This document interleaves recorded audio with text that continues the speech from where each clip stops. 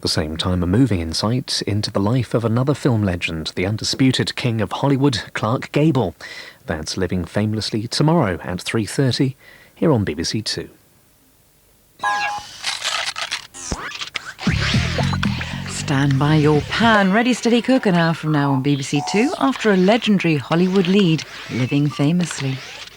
When I'm not playing solitaire, I take a book down from the shelf, and what with programs on the air, I keep pretty much to myself. Mr. Saturday Dance, heard they crowded the floor, couldn't bear it without you, don't get around much anymore.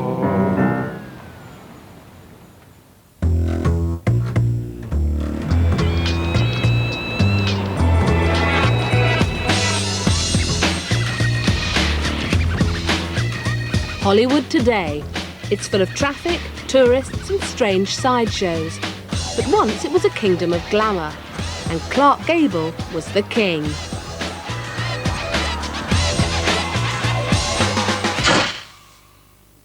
You made me love you.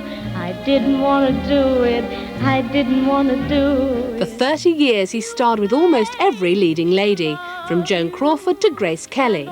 And he had affairs with most of them. Now get smart. Why don't you get smart? You know what they'll do to you. Sure I do. But I'll take all they've got for a little of this.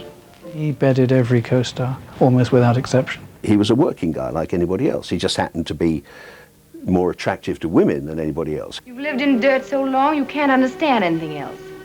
And you're jealous of something you can't understand. Good night. He started life as a country boy. It's not that easy, Scarlett. But went on to star in the most successful film ever made. You turned me out while you chased Ashley Wilkes, while you dreamed of Ashley Wilkes. This is one night you're not turning me out. You know you made me love you. Every time I see it, I see something I haven't noticed before. I just love it. He was the king of Hollywood before, but he was more or less the king of the world after that. But his public fame was set against the difficulties of his private life. There was only one woman that he truly loved. Yeah, there isn't another girl in the world for me but you. But she was killed in a cruel accident which broke his heart forever. And for 30 years, he kept it hidden that he had a love child, a daughter he never acknowledged.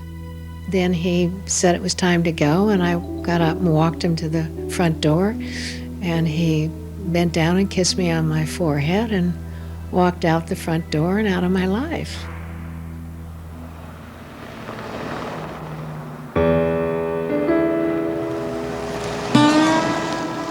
William Clark Gable was born on the 1st of February 1901 in Cadiz, Ohio. In those days it was a boom town, and his father was a rough-handed oil prospector. The house where he was born is now a museum. This is where Clark Gable was actually born. The doctor delivered him here, and I have to tell you a little funny story about that. They, on the birth record, when they got home, the doctor had put he was a girl.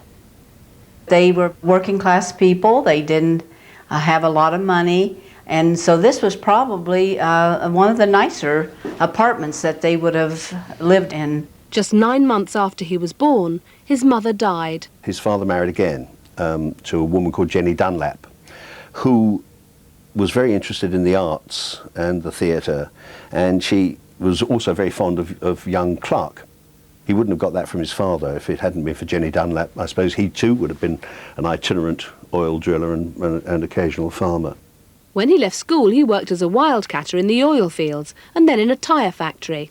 When he went to Akron to work, in the Miller Tire Factory, which was later Firestone, they said that he would work a half a day and he'd leave. And they couldn't figure out why he would leave. And they followed him, trying to get a part in the stock theaters. And so even back then, when he was 17, he was really interested in becoming an actor. Eventually, he became a door-to-door salesman. He had to sell pots and pans and men's neckties to supplement the income. But wouldn't you like to have Clark Gable come up to your door and try to sell you pots and pans or neckties? Yeah, he would make you weak, all right. One day in Oregon, he knocked on the door of the local drama teacher, a woman who was to change his life. Josephine Dillon, a woman 14 years older than he, who, unbeknownst to young Billy Gable, was actually looking for a protege. And, of course, inviting him in, he sat down and said, "I want to be an actor." And she said, "I can help you." And she trained him, she moulded him, she looked after him, she got him parts, and in return for which he married her. She was determined to make her new husband into a successful actor, but the raw material wasn't promising. Well, Clark Gable was a country boy from Ohio with sticky out ears and very bad teeth. Handsome, but totally uneducated. He left school at 16. He was a sort of great clumsy hunk at that time. He didn't have much natural grace. So I don't think he was an instinctive actor, and I think he learned a lot from Josephine Dillon. Together they went to Hollywood.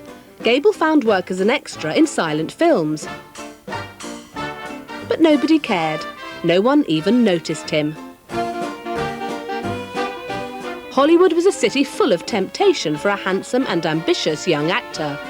Josephine Dillon's great fear was that Clark would run away with a younger woman, and he confounded her. He didn't run away with a younger woman, he ran away with an even older woman, a woman called Rhea Langham, who was in fact 17 years older than him. And she was a fairly wealthy socialite and divorcee who'd copped some money from the various men she divorced. And the essential thing, the most important thing she did, was to get him the leading role in a play, a touring version of a play called The Last Mile. It was a huge success, and he was soon being screen tested by the leading Hollywood studios. Somebody called him Valentino with a knuckle duster.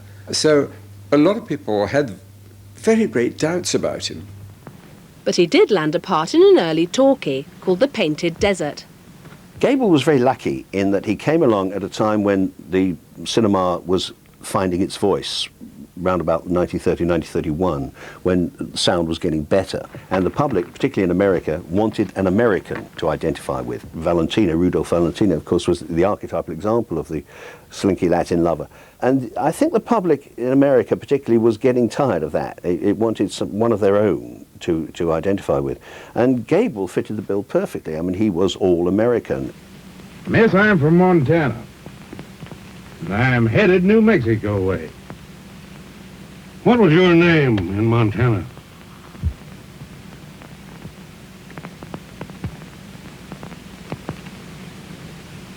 Brett. Same as here. I'm headed New Mexico way. At least I was. While I had a horse.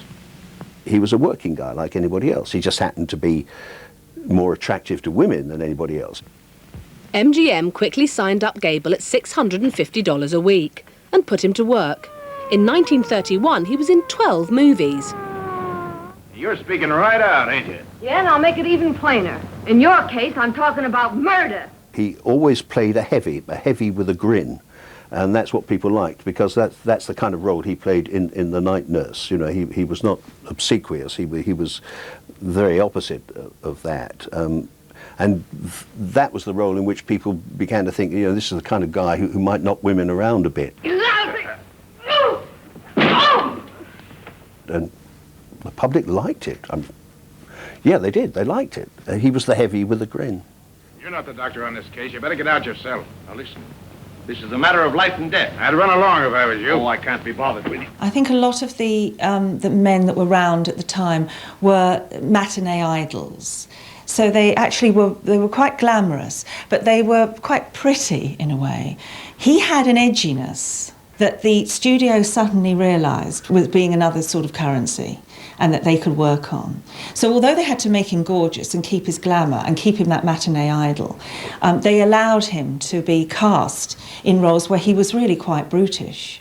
All right, Holbrook. Here it is. I did everything. Wagons, mine and all. MGM quickly realised they had a potential star on their hands. The audiences loved him. The studios in those days were very smart. They would put people into film after film after film. Didn't matter whether the film was any good or not. This one came along, a month later, 2 months later, the star would be in another film, and then another film, and then another film, so that familiarity was created immediately. MGM was the biggest studio in Hollywood, with the talent for taking ordinary people and turning them into stars. Clark Gable was very, very lucky that he fetched up with a contract at MGM. MGM was a factory. It was the Rolls-Royce of the Hollywood studios. Metro-Goldwyn-Mayer was always glamour and had a beautiful style of photography, and they wanted to emphasize the glamour and the romance and so forth. And you could walk into a theater blindfolded if somebody led you to a theater back in the 30s and took the blindfold off, and you saw for 30 seconds what was going on the screen, and you heard, you'd know what studio made that film. MGM owned the stars and the studios, and also many of the cinemas where their films were shown. The managers used to say, well, Gable's doing well this week, Crawford's doing well, why don't you give us 3 Gables, 2 Crawfords, a couple of Bob Montgomerys?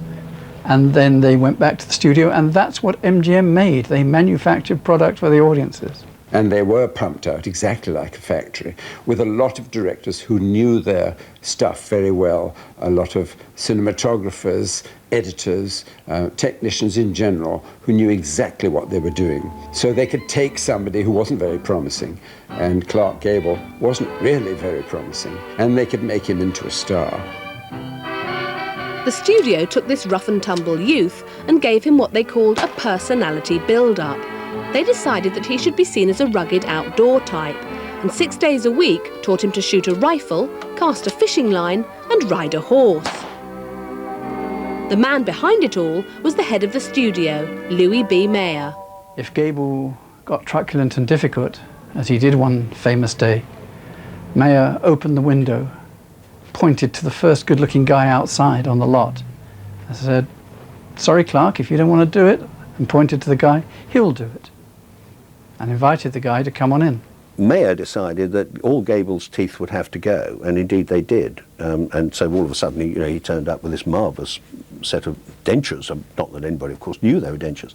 And that was the kind of thing that studios could do in those days to build up a star. Order them to alter their appearance. He was reinvented by MGM. The new-look version of Clark Gable had been created. Handsome, well-groomed, strong and virile. He was just the right man for the tough times ahead. Why should I be standing in line, just waiting for breath? It was 1931. America was in the depth of the Great Depression, and people turned to the cinema for a release from their hard lives. Buddy, can you spare a dime?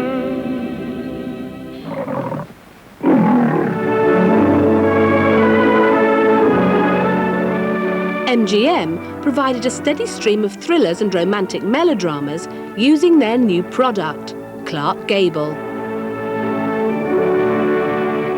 Get out! Yes. Yes, go now. You have to. I shall come back tomorrow. You'll do nothing of the kind. But I will, sir. I'm going to marry you. What? I mean that, sir. Oh, we mustn't. We mustn't. You can't say it. You can't say it because you do love me, and I love you, Angela. He was a heartthrob for millions of 1930s teenagers. I think we were all just a little bit in love with him. At that early. Well, maybe not at age 10, but a little bit further down, a few of the later pictures, and I think we were all. And he's just everybody's ideal. I just loved his eyes and his smile and his moustache and his dimples and him, Gable. And there was something in his eyes, I think some women call it bedroom eyes. I don't know if I should use that expression, but that's how I feel when I look at him. Mad about the boy. I know it's stupid to be mad about the boy. I'm so ashamed of it, but must admit the sleepless nights I've had about the boy. And we were all like, no one had a lot of money to spend. It was during the Depression in those early years. Anything that took us out of this everyday, humdrum thing, we must go. And it didn't matter if you queued, you just went. It was just the relief that you needed, and it was so different from the kind of the hard slog that you were doing. As they said in the movie, he had it. Whatever it was, he had it. But what Gable had was an appeal to both men and women. MGM was quick to capitalise on this in Helldivers, a high-octane adventure of rivalry amongst Navy pilots with hair-raising aerial stunts.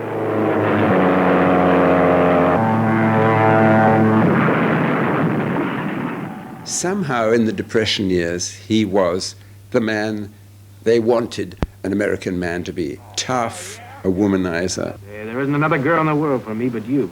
Someone who could hold his drink, someone who had no truck with anything intellectual. And a terrible time for America. He remained a kind of a constant in the cinema. Within 2 years of coming to MGM, Clark Gable was a big star.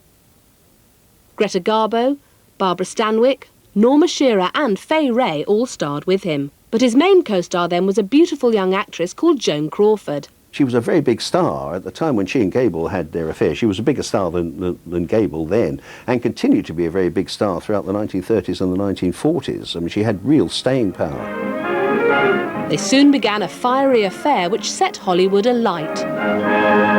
Oh, get out of here. I told you to beat it, didn't I? But there was a problem. Gable was married to Rhea Langham, and Joan Crawford was married to Douglas Fairbanks Jr.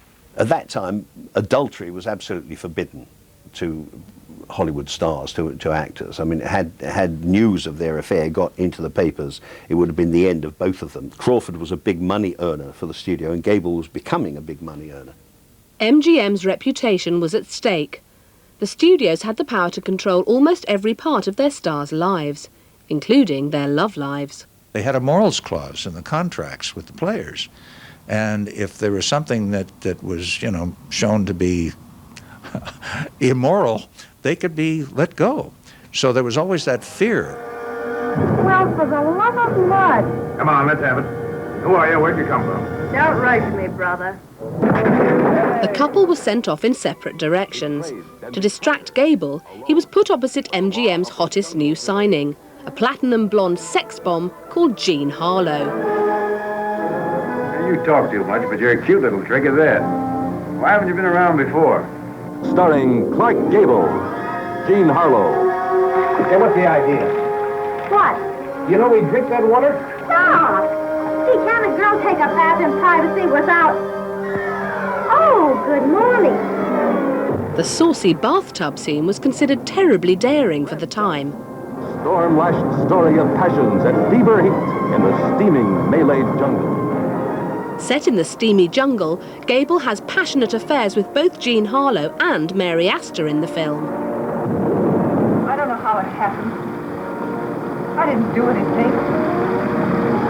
He didn't have any reason to believe it. I didn't hear any cries for help. And overall, the MGM production line was in full swing, and over the next 18 months, Gable starred in another 7 movies, all remarkably similar. Red Dust. The big advantage to the actor as being a part of the studio system was, number one, you were employed, and you were employed on a contract, and you were working. The disadvantages would be that they didn't always have the range that they wanted to work with because they were typecast. And if you were typecast and successful and you wanted to do something else, it was very difficult to fight the system. Well, around 1934, Gable fell out with Louis B. Mayer, the head of MGM. It was usually an unwise thing to do, to fall out with Louis Mayer, because he was one of the archetypal ogres of Hollywood. Mostly, I think they fell out because Gable was getting fed up with the kind of roles that Mayer and MGM were offering him. And so to teach him a lesson, Mayer lent him out to Colombia. He regarded that as being sent to Siberia. And on the first day of shooting, Gable turned up dead drunk, just to show how much he disapproved of it. which shows that he was not much of a judge, because in fact, I mean, that was the film that really made his big breakthrough to top stardom. How do you expect to get to New York at the rate you're going? But that's none of your business. You're on a budget from now on. Now, just a minute. Get out. In It Happened One Night, Claudette Colbert is a spoilt young heiress on the run, helped by a world-weary journalist played by Gable. One of the things I remember vividly about It Happened One Night is the hitchhiking scene, the side of the road, when she shows, Gable says he can hitch a lift and starts thumbing down cars and trucks, and they all ignore him and go on. And Colbert then steps forward and says, "Look, I'll show you how."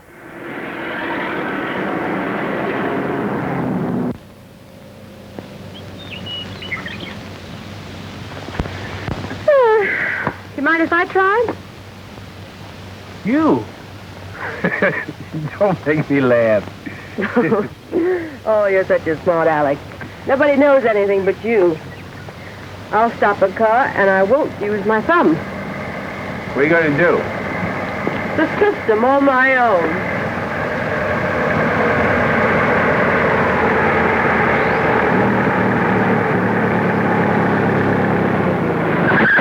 It is a marvellously erotic little scene, but also very funny. And she was terrific in the film as well. You know, they were perfectly matched in that picture. There was something sort of mischievous about him that was very engaging, and it plays very well with Claudette Colbert, who had that kind of sauciness, you know, the sort of, you know, wry little minx quality. So the two of them just look like they're up to all sorts of mischief. The film won Gable the Oscar for Best Actor. It cemented his reputation as Hollywood's leading man, but he was also becoming equally famous for seducing his leading ladies.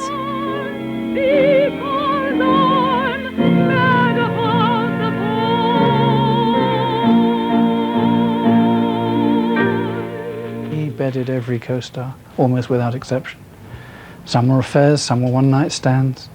He, rather like Howard Hughes, secreted them in different hideaways around Hollywood, even while married. And all this, of course, was hushed up by the MGM publicity department. Howard Strickling, head of the department, became a great personal friend.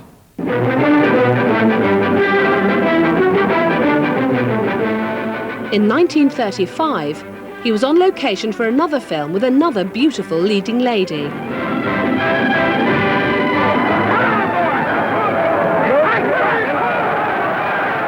Filming high in the mountains, they were snowed in for weeks, leaving plenty of time for a passionate affair to develop between Gable and Loretta Young. I wish you hadn't. Why not? Oh, I haven't let myself think about us. Only this time, events were to turn out very differently. They had a child, whose existence was kept quiet for 30 years. My mother was Loretta Young, and she was a movie star. She's no longer alive. She died 2 years ago. And I was raised by my birth mother as an adopted child because my father was Clark Gable. And in those days, in the early Hollywood days, had that been made public, both stars would have lost their careers. There was a clause in the contract that if there was any scandal, the stars' contracts could be canceled. And the story that the studio put out and the story they gave to the studio was that she had a strange illness.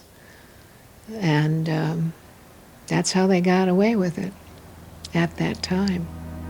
Whilst Loretta Young was going into labor in Los Angeles, Gable was 2,500 miles away in New York for a premiere.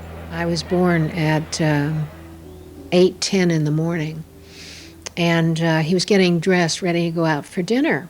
And the doorbell rang, and he opened the door to his suite, and there was a telegram delivered. And the telegram read, "Beautiful, blue-eyed, blonde baby girl, born 8:15 a.m." And he was so terrified himself that that would be found that he tore it up in a million pieces and flushed it down the toilet. So it'll tell you, you know, the tenor of the times. I wouldn't presume to teach you feminine psychology, but I might add, very humbly, of course, Yeah. that if a woman is asked to do something, she's more apt to obey than when she's commanded. The baby's birth was covered up, with stories leaked to the press. I was put in an orphanage for a while, and then when I was 19 months old, it was announced by Luella Parsons, who was a very famous reporter for the Hollywood community. And she announced that my mother, Loretta Young, had adopted 2 little girls. And then a week later, the announcement came out that one of the mothers of the little girls wanted the little girl back, so my mother gave her the little girl back and kept one. Well, there weren't 2 little girls, there was just 1 little girl, and that was me. So that's how I was introduced to the community, the Hollywood community, as my mother's adopted child, and I was raised as an adopted child. His daughter wasn't to find out the truth for another 30 years. For Gable, it had been a choice between his child and his career, and he'd chosen the career, and it was blossoming. 5 years after signing up with MGM, he was the biggest star in Hollywood. In fact, he was the biggest star Hollywood had ever seen. You made me love you, and all the time you knew it. I guess you always knew it. You made me happy. Hollywood historian Mark Wanamaker remembers the glory days of the glamour town. Here we are at MGM Studios in Culver City. This is where Clark Gable flourished. This is where he became a household name, you might say. This is the studio that really created Clark Gable. In the 1930s, it was a very small town. You could walk down the street, see stars driving on the street, go into the barber shop, shoe store, wherever it was, and you'd see Clark Gable in there getting something. The Hollywood of today, you rarely see movie stars patronizing any of the businesses in Hollywood. It is of extreme rarity to go to a restaurant and maybe see someone that is a film star. It's almost impossible. Usually they do not show themselves because many of the stars of today are very much afraid from crazy people that might shoot them or threaten them in some way. Gable had no such worries in his heyday. He'd put his affair with Loretta Young behind him. He was out on the town most nights, acting the tomcat. The Hollywood playboy was a professional heartbreaker, but the impossible was about to happen. Clark Gable was about to fall in love. Carole Lombard was an actress who got into comedies and had a lot of success in what are called screwball comedies, which are surrealist comedies where wacky things happen. It's kind of the Monty Python of the 1930s. Just sit right down there like a good girl, and in just a minute, you'll forget that you had any trouble. Carole Lombard was everything he ever wanted in a woman, all wrapped up into one single woman. She had the perfect face, she had the perfect body, she had the perfect personality. So as much as any woman could hold Clark Gable's attention, Carole Lombard did it. Women didn't dare tease Gable because he was Gable. But she would. I mean, she would put him down. He would say something pompous, and she would point out how pompous it was. She would laugh at him and make him laugh at himself, which was the all-important thing. To keep their love a secret, a hideaway had to be found. This is the Hollywood Roosevelt Hotel penthouse. Clark Gable and Carole Lombard used to rendezvous in here, and it was actually before they were married in 1939, and this is where it all took place, right here on this bed. And of course we've changed the mattress and the sheets, but this is where it all started. You can imagine actually when you sit here you get this quite a romantic, warm, fuzzy feeling. And I think that's probably Carole telling me to get off the bed right about now. Gable was stuck. He wanted to marry Carole Lombard, but he didn't want to divorce Rhea Langham, as it would cripple him financially. What he needed was a big money earner, and one turned up.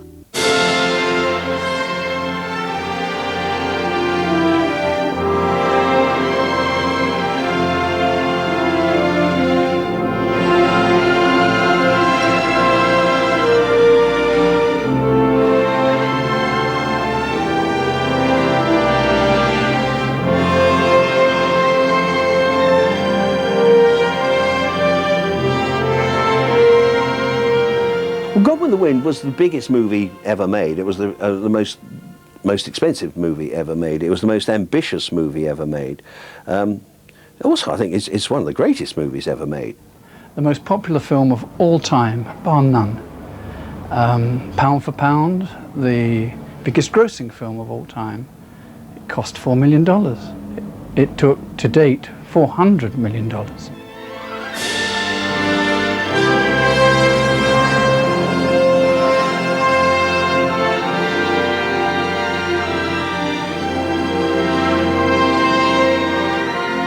Initially, he was nervous about such an important part, but no one else had any doubts.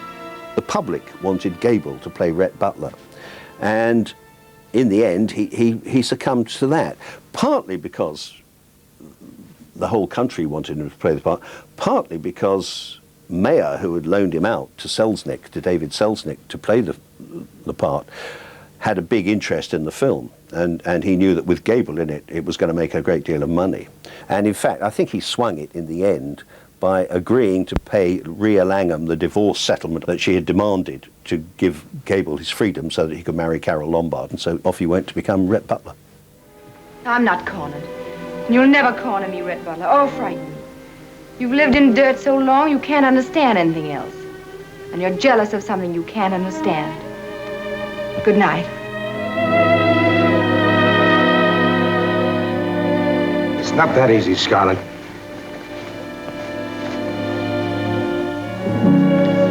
You turned me out while you chased Ashley Wilkes, while you dreamed of Ashley Wilkes.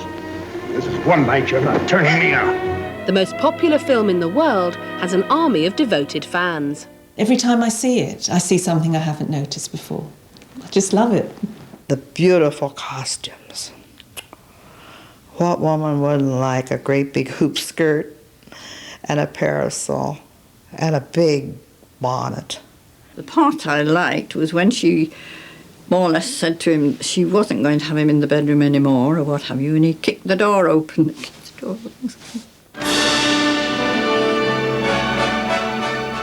And some fans are keener than others.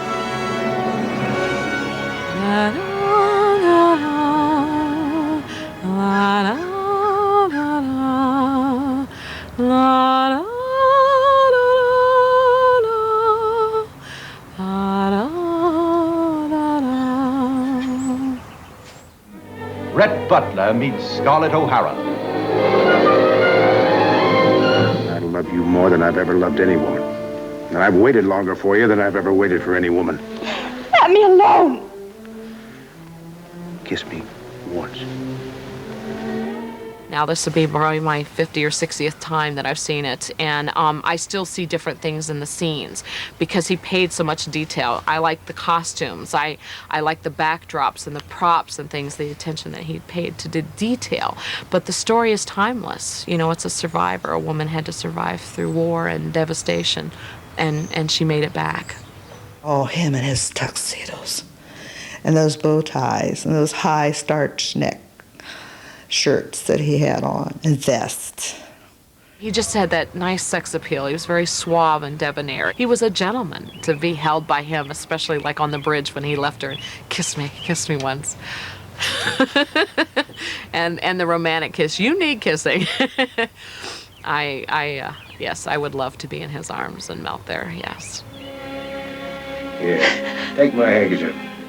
Never at any crisis of your life have I known you to have a handkerchief. Red, where are you going? I'm going to Charleston, back where I belong. Please take me with you. No, I'm through with everything here. I want peace. I want to see if somewhere there isn't something left in life of charm and grace. Do you know what I'm talking about? No, I only know that I love you. That's your misfortune.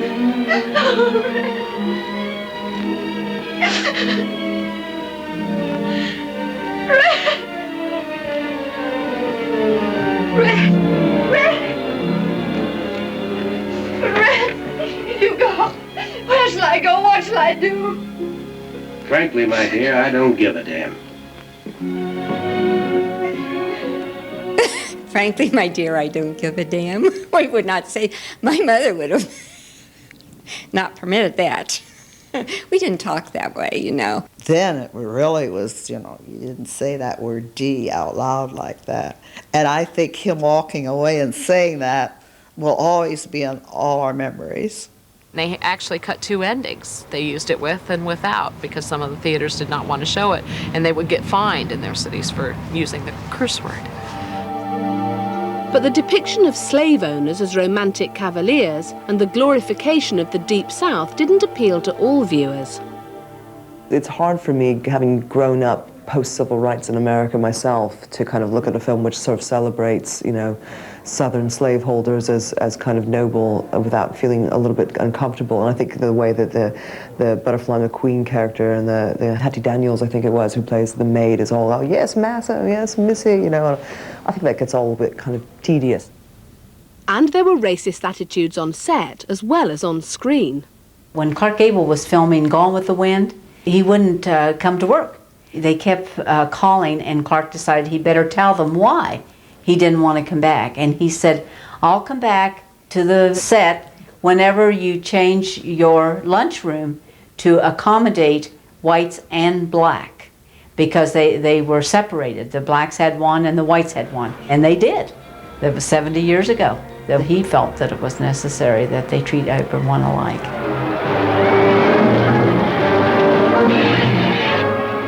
Cammy Conlon was 5 when she played the part of Rhett Butler's beloved daughter Bonnie.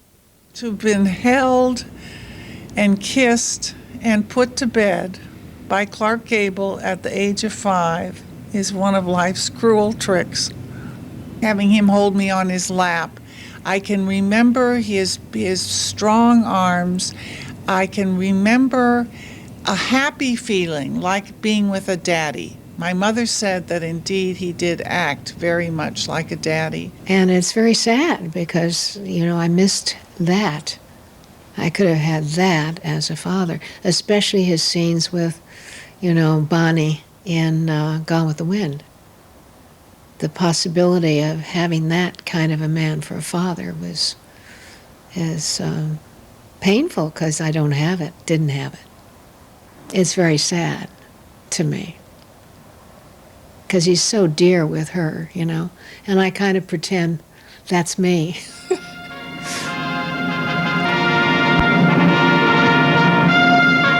Gone with the Wind was publicly exhibited, first in Atlanta, Georgia, as a fitting tribute to the proud people whose story it tells, and to its gracious authoress, Miss Margaret Mitchell, who told that gallant story so heroically. It was the biggest premiere in movie history. The state of Georgia even declared a public holiday.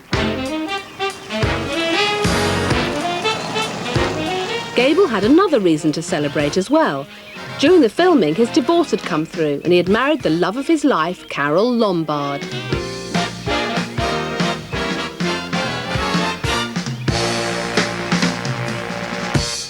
They made the most striking couple of their generation and probably one of the top 5 striking couples in the history of Hollywood to this very day. And one of the things that Gable liked to do was hunt. And so she went out and did things with him. You know, she would go out in the duck blinds without any makeup. She wouldn't take a shower for a couple days, and that was fine with her and certainly fine with him because, you know, that's a man's woman who will go out and do that.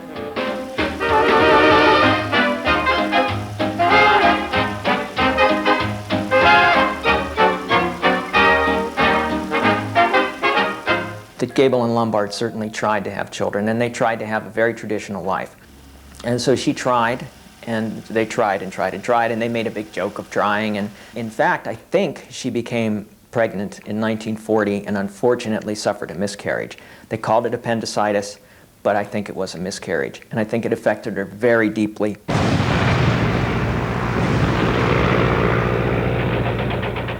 When the Japanese bombed Pearl Harbor, Lombard threw herself into the war effort. She went on a nationwide tour raising money for the troops. I feel that I've been greatly honored today in being chosen to help raise this American flag, which flew over the capital of the United States the day war was declared against Japan. We'll sign a pledge to buy a bond in order that we may continue to live in the land that is free.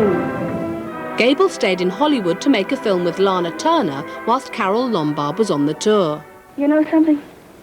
My nose itches. Didn't that mean something when I was a kid? Mm-hmm. It still does. When your nose itches, it means you're going to kiss a fool. There were rumours of an affair between Turner and Gable, so Lombard decided to hurry home by aeroplane rather than catch the train. But the plane took off from Las Vegas, and it crashed 12 minutes later into a mountain in the Sierra Nevadas, blew up, killed everybody aboard, including her.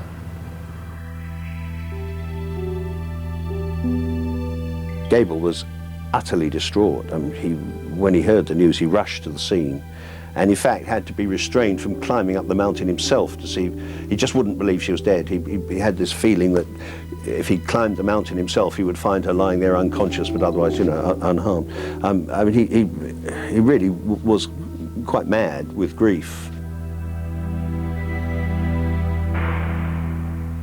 He was self-destructive. He started to drink more. He started to smoke more.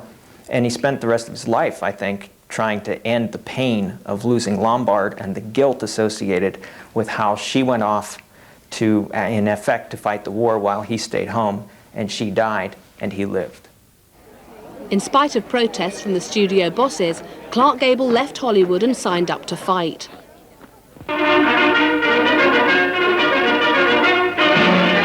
Captain Clark Gable, now stationed in Britain as gunnery instructor in the American Air Force, has said goodbye for the duration to £1,500 a week and signed a new contract with Uncle Sam. Any lady in the audience like to step up and be shot? Maybe you'd like to hear a few words from Captain Gable. And here's where our real job begins. We're in the graduate school of gunnery now, learning it in combat, trying to put it onto film, trying to report it in a way that will help the gunners back home to know what to expect when they go out on their first mission. The military were afraid Gable would be killed or captured, so he was assigned to ground duty making short recruitment films. Yes, the bombardiers with their first aid kits had plenty of work today, crawling back through the bomb bays, trying to keep a steady hand in the rough going. To his commander's horror, he also filmed on bombing missions, producing some of the most spectacular aerial footage of the war. Pilot to crew, over enemy coast. On the ball, you guys. You're crossing another flak area. It's heavier this time, so black and thick you can almost hear it, and it's more effective. Hermann Goering personally promised a $5,000 reward to the pilot who shot down Gable's plane. Okay, here they are. 9 o'clock high, enemy fighters. 110 at 10 o'clock. He's yours, kid. That order.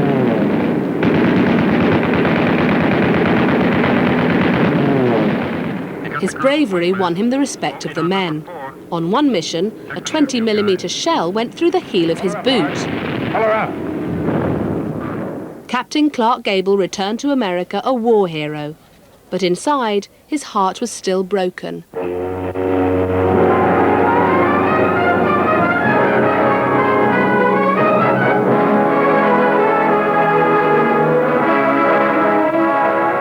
He went back to MGM and straight away was put into the movies, once again starring opposite beautiful young actresses. Clark Gable and Greer Garson give fire and life to the most compelling drama ever filmed, a story of amorous adventure. He was expected to play the same square-jawed lover as he had before the war, but his heart wasn't in it anymore. Captivating. At that time, he drank a great deal. And he used to frequent the brothels in Hollywood a good deal at that time. I think he consciously did not want any kind of commitment to another woman. I mean, he wasn't ready for a commitment to another woman. I mean, Lombard was still, I think, a very, very significant figure in his life, as she remained really to the day he died. The late 40s passed by in a haze of Scotch and short affairs. And then, in 1950, he starred in Key to the City. The co-star was Loretta Young, the mother of his daughter, now 15 years old. I proposed to you. All I said was, You don't want to marry a guy like me. And you said, oh, yes, I do. And I was smart enough to keep my mouth shut. I don't want you to miss anything. What? Oh, no, that's all right. I can see her anytime. Why don't you kiss me? Hmm? That's what you brought me up here for, wasn't it?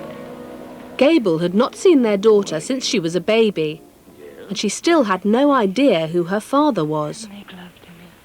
I came home from school one day and in my blue and white uniform, and I walk into the living room, and Clark Gable was standing in my living room. And I had just seen Gone with the Wind, so I was really taken aback. I said, "Oh, you're Mr. Gable, you know." And he said, "Yes, and you're Judy."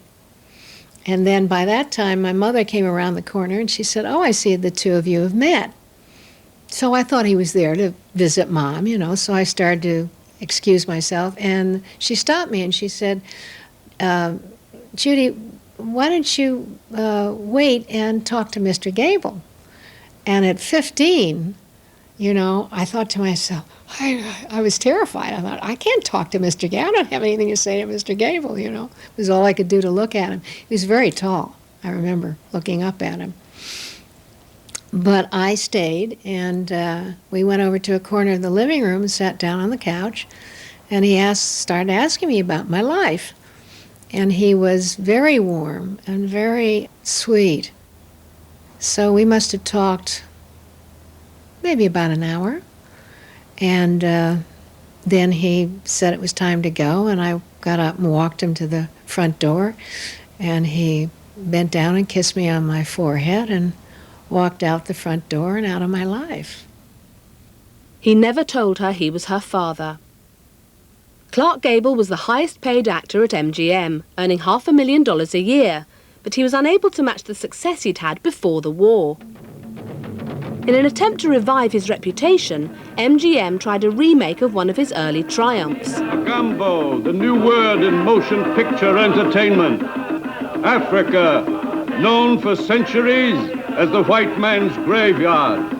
Yet into its belt and mountains went a crew of actors and technicians determined to return with the motion picture different, unlike anything ever brought to this screen. One of the better films he made in that last period of his life was Magambo, which was actually a remake of Red Dust. But this time it had, instead of Jean Harlow as the wanton and Mary Astor as the lady in pursuit of Gable, it had Grace Kelly as the lady and Ava Gardner in the Harlow role. Clark Gable, in his best role since Gone with the Wind, Ava Gardner. More beautiful and more exciting than you've ever seen her. Grace Kelly, playing a part every woman secretly understands. It was actually a very brave film to make because it was still Myanmar time. So that's why we had a lot of hunters and a lot of guns and things around, because we were right on the northern frontier of the country. So that was pretty brave. Every member of the cast was issued with a gun for protection. Gable insisted on a hunting rifle. Clark loved hunting, so in the morning, if he didn't have an early call, he'd grab one of the better hunters and say, "I am going to get a lion." And they weren't allowed to take him to get a lion or anything else. But off they went, and then suddenly the scream would come, "Where's Gable?" I said, "Well, he had breakfast and then he went off, but he's coming back." And so I got into deep trouble for that. I don't think he liked killing things, but he liked the trailing, the tracking, and for days, nothing, he would just go and chase buffalo. And I suppose he fired a shot, but he never came back with a trophy, so I guess he wasn't really after the trophy. Ava Gardner had just married Frank Sinatra. That left Grace Kelly. They were always together. And there was no bad feeling with Ava because she was busy messing about here, there, and everywhere and trying to keep Frank out of her tent or suggesting that he might come for a weekend. And they were almost inseparable. So I would have thought they had a great, wonderful love affair. But they were so naturally matched, naturally happy together. And they automatically sat at the same table for dinner and automatically drank at the bar and laughed a lot and had a good time. You must forget that it ever happened. It was just, well, it was nothing. You want me to forget it? It was Gable's 53rd film for MGM. By 1954, the great days of the studio system were over, and the cinema's pulling power was declining, thanks to the growth of television. Money started to become tight in the studios. And there came a period in around about, I think about 1953, when MGM decided they could no longer afford Gable. Gable was earning, I think, about $500,000 a year. It doesn't sound much now, you know, when you think that Arnold Schwarzenegger can pick up 15 million. But it was a heck of a lot of money in the 1950s. He was a very highly paid star. And MGM was suffering financially to such an extent that they decided they weren't going to renew his contract. You know, they gave him a copy of each movie that he worked on. It was part of the contract. But Mogambo, which was an expensive film shot in Technicolor, they charged him for. They had the disgraceful gall to charge Clark Gable $3,200 for a copy of his own film. The studio system was coming to an end. The power went from the studios eventually over to the actors. I mean, now it's the inmates who run the asylum. I mean, it's the actors who dictate to the studios, whereas right up until the 1950s, the studios dictated all the time to the actors. What is this? Doesn't anyone do any work around this joint anymore? At last, Gable was able to pick and choose his films as much as he liked. He tried his hand at a whole variety of different roles. Look at this. Blood and sex. Journalism is so much more than blood and sex. How do you feel about sex? Well, I'm all for it, but this is not the He tried everything from urbane comedy to underwater drama. Crash dive, 300 feet, all ahead full. I've got a destroyer coming in fast.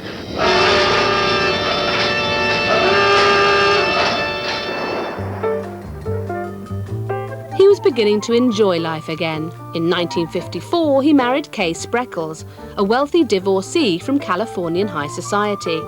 She already had a son and a daughter, and Gable settled down to a happy family life with his 2 stepchildren. His real daughter, by now 22 years old, was about to be wed and still didn't know who her father was. 2 weeks before I was to be married, and I said to my fiancé, I said, I can't marry you. I don't know who I am. And he was very sweet, and he said, don't worry about that. He said, I know everything there is to know about you. It's common knowledge. Clark Gable is your father. And that's the first time I'd heard that story. So I went to the Catholic priest who was going to marry us. And I said, I just heard the most incredible thing. And I told him, and I said, I'm going to confront my mother. I can't, I want to know the truth on this. And he said, don't, she won't tell you. Total strangers knew the story. I was the only one who didn't.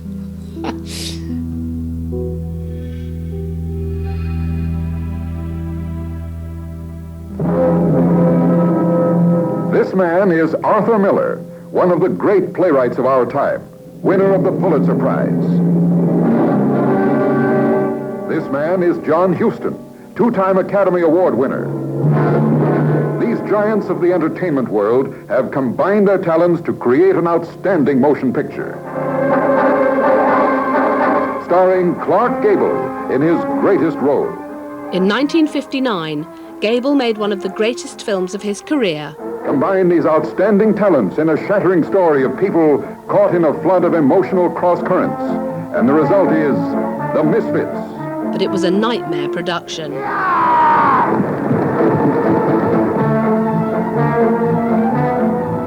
His co-star Marilyn Monroe was involved in daily rows with her husband Arthur Miller because their marriage was breaking up. It was going to end very acrimoniously, and it was very acrimonious then. And also, Monroe was very erratic. I mean, sometimes she wouldn't turn up. She would take too many sleeping pills and just sleep through the day, and she wasn't there at all. I don't feel that way about you, Kay.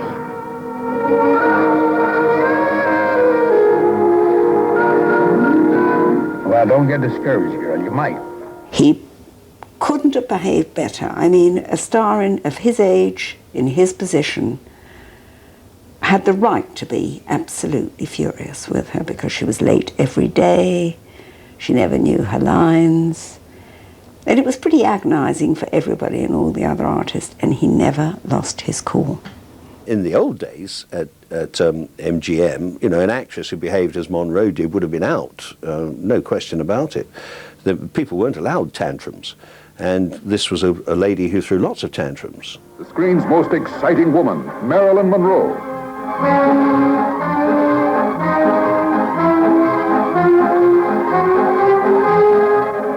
They got it better. Back. 4, 5, 6, 7, 8, 9, 10, 11, 12. For once, Gable was not romantically interested in his leading lady. However, Monroe had been smitten with Gable since her childhood. She used to carry around a photograph of him and say that he was her father. And she'd done that all her life. So when people said, "Who was your father?" she'd bring out a picture of him and say, "That's my father," because that was the sort of man she wanted as a father. So she was deeply in awe of him. Marilyn Monroe, I think, was just never better, actually. I think it's her best part, a really underrated role. And it's an incredibly moving, incredibly sad film, and you can see there's a great kind of paternal quality between him and Monroe in it. Gable had good reason to feel paternal. During the filming, he found out that his wife was pregnant.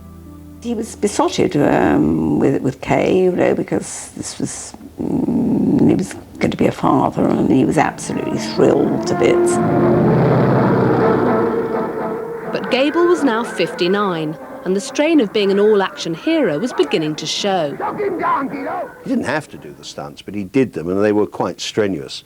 And occasionally, apparently, he would come off the set looking quite grey with fatigue, which can't have done him a great deal of good. Oh my God! I mean, it was up to like 104 out on those drive flats and dust, and it was quite hard work. But the fatigue wasn't just because of the stunts. The day after filming finished, Gable collapsed with a heart attack. Tens of thousands of Get Well cards flooded in, including one from President Eisenhower. But 11 days later, on the 16th of November 1960, he died. He was buried with full military honours next to the love of his life, Carole Lombard. Somebody once said to him, "What would you like as your epitaph?" And he thought about it for a little while, and the one he came up with was, "He was lucky and he knew it." I think he was always aware of where he'd come from and what the alternatives would have been for his life if he hadn't. I think there was a genuine modesty in the man, which also comes across, and I think that's also one of the reasons why the audiences loved him for so long. If he went up to heaven and God asked him what he'd like to be remembered for, he'd have to say Gone with the Wind, because it was his best part. It did make him into the major star of the film world, no doubt about that. He was the king of Hollywood before, but he was more or less the king of the world after that. The King's legacy was 67 films made over 3 decades. He also left 2 children, but never knew either of them. His son, John Clark Gable, was born the following March. His daughter was a stranger to him. My father had his heart attack on my 25th birthday, and he died on my daughter's 1st birthday. And neither of us were able to know him, unfortunately. 6 years later, her mother finally told her the truth. We talked all night long. Neither of us slept.